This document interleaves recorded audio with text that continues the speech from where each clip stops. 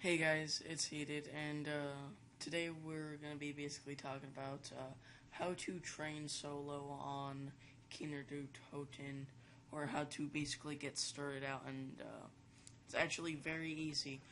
What you're going to need when you first start out, when you're running solo, you're going to want to spend those 500 points you start out with on Quick Revive, because the trick in single player with Quick Revive is that it revives you and you get Mustang and Sally's. So you can only get those, I believe, 3 to 4 times in the whole game, and then it vanishes, and then you can't get up anymore, which is saddening because it's actually really good. But I understand their limitations. That's probably one of the most important things you have to get first is the Quick Revive, and then first round, you never, and I mean never, you never ever shoot your gun.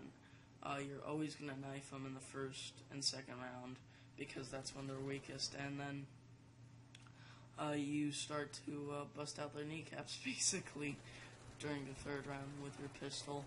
And then once you've accumulated about, I believe, 3,000 to 4,000 points, you will leave and head towards where the MP40 room is, because you're going to want to go through upstairs, because if you go downstairs, I'll explain later the reason why, but you go through upstairs first, and the first door is going to be 750, next one's going to be 1,000, I think next one's 12, 15, so on and so forth.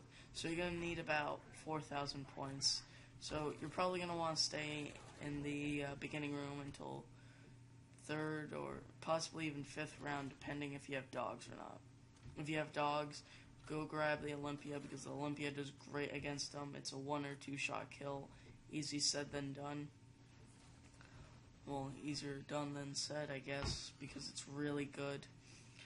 That is probably one of the main weapons you want to use, but when you get down to where Speed Cola is, you're going to want to get the MP40 off the wall, because I believe until the 5th round it's a 1 headshot, so you can use that to your advantage to get more headshots. I don't know. It's a good money maker. It will become helpful down the road because, well, you'll be using it when you're training with an M16. So once you get past the dressing room and past the dogs, you go into the stage until you absolutely are sure you have 2,500 points and you somewhat know where the box is. Do not turn the power on. Until you have 2,500, do not turn on the power, because that's when the crawlers come out. Okay, so after you accumulated 2,500 points and you got a crawler, which basically you throw a grenade and makes a little zombie baby without legs. It's like a walker without legs, okay? And so you're going to want to walk all the way over to where the Bowie knife is located, which is right next to Juggernaut. You're going to get Juggernaut for 2,500. You're going to turn on the teleporter. You're going to link both sides, make sure, because I've done this before plenty of times. I've goofed up and, like, into Infinity and Beyond, and I forgot to link the other side, which is stupid, but it's okay. That's part of the process. So the main reason why you don't go through the other side is because when you're training and you go through, you can only have one open, which I usually keep the dressing room open, because if you keep the one on the right to where the M16 is, you can't really grab ammo for the M16 when you're doing a train, because I use that sometimes. In the video it won't be there because I was just doing this. I was recording and then my friends were in the party, so I had to get out, and it was just, yeah, and ammo would be like, but what I do suggest after you have a light, I would either try and get the Commando, which is a good gun, but I would not upgrade your weapons like that, because you could just use the ammo they have, like exert all the ammo you have in those guns and then go pack a punch, because you're wasting money there, and then you'll end up saving money because you are just using what you have.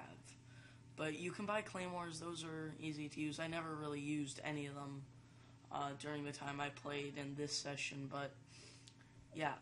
When you go to upgrade weapons, what you're going to want to have in your class is Juggernaut, Speed Cola, Quick Revive. You're going to want to have a lightweight machine gun. You're going to want to have one of those, because those are a money racker.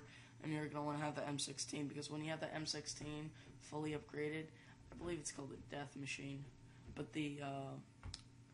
not the Commando upgrade is called the Predator, which is actually pretty cool. I like that. I guess it was a hint to, the Predator and Ruins and Ghosts. Huh? No, I'm kidding, but when you're running solo on that map, you can always go back for ammo with the M16, because you'll have literally a grenade launcher, at least 10 pieces of grenade ammo, and plenty of clips of ammo to last you. And as you're running that train, and you're shooting, well, what you're gonna want to do is, after a while, when you get them all spindled up like a wrap, you're gonna want to keep running around them, and then you're gonna want to look behind you so you don't get caught on anything, because this has happened to me plenty of times when you're running around. But when you get caught, if so, that's why you have quick revive. Just note to yourself that you can only get quick revive 3 to 4 times, I believe. So that's only disadvantage. So don't trip up, don't mess up. You can get the monkeys, which is very useful. There are the turns, there are traps. So if you do get down and you need to run out to get quick revive, you flip on the trap and you should be good. But funny thing, I got stuck in a corner right near Juggernaut, and all the zombies, they were like hordes of them, just came up to me. I was like, kamikaze, pa pa pa pa, because I knew I was going down. But still, you're gonna want to have that basic class. But when you use the teleporter, you can upgrade. But sometimes, if you're not in there for long enough, it'll teleport you to a random place like a dentist room or Sally's room. And sometimes you can see little film rolls. And if you grab those and you go back inside the Pack-a-Punch room, you go up, press X, or I forgot what the symbol was in PS3. I have this on PS3 too. It rolls the film and somebody will be talking, and it'll show you like clips of zombies. But that's a cool thing. You might also get some drops while you're in there, but you're more likely to get them if you're playing co-op. I will be doing a separate video for co-op, because it does use a few key elements in this as I'm speaking, but you're going to want to be really careful not to trip up when you're going through the hordes. If you run out of ammo, I would suggest keep going in the train, throw your frags. That's why you had Claymore sit down on the side. But yeah, that's really it. All you have to do is be careful, don't trip up. You can run train pretty easy. And that's really how I do it. I want to thank you guys for watching today. This is Heated signing out. Bye.